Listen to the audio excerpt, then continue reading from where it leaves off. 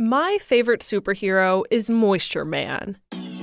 You probably haven't heard of him. He's no Clark Kent. But if you read the book Third Class Superhero by Charles Yu, he might ring a bell. Moisture Man can take 2 gallons of water from the moisture in the air and shoot it in a stream or a gentle mist. It's not a very useful superpower. It might not even be a superpower at all. So I recently strolled over to a Comic-Con convention in Concord, California to meet more capable heroes.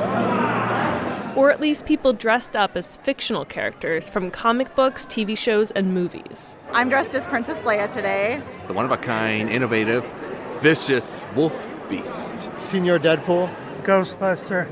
I asked attendees to tell me about heroes that make them think the most. Darling Moneypenny, you know I never even look at another woman. Joe Mannion picked James Bond. Men would love to be James Bond. I would love to be James Bond. Women like to be with James Bond, so, yeah. He says James Bond represents the good guy. Presidents, they always, like Ronald Reagan was a big James Bond fan. John F. Kennedy had From Russia with Love as his #1 book to read. Bill Clinton was a big fan of James Bond. In 2019, when President Donald Trump learned a James Bond adaptation was driving an electric car, he tweeted, "Sean Connery drove a coal-powered Aston Martin full of ready and willing women in the trunk. It was a simpler time."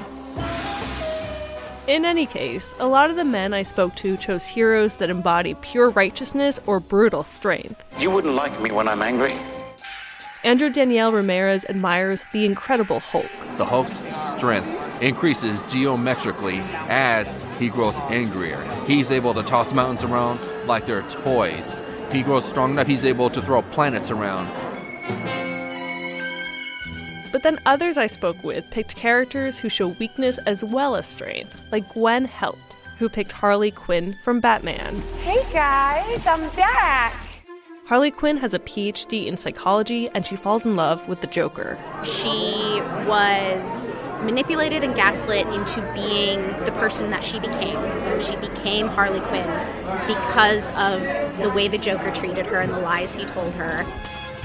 But then, Gwen tells me, they break up, and Harley Quinn holds onto parts of herself that the Joker created, while attempting to forge her own identity. She knows that she doesn't want to just do evil for the sake of evil. She wants to do radical and drastic things to change the world.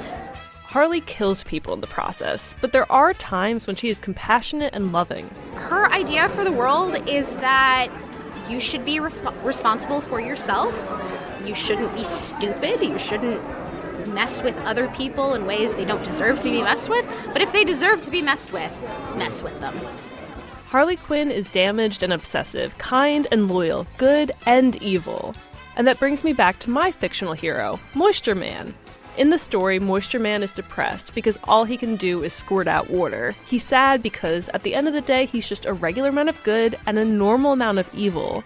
In other words, a complicated superhero. Did somebody see you with a car like over your head and call you Superman and you cut out an S and sewed it up on your thing there? You know, like the rest of us. For Philosophy Talk, I'm Holly J. McDede.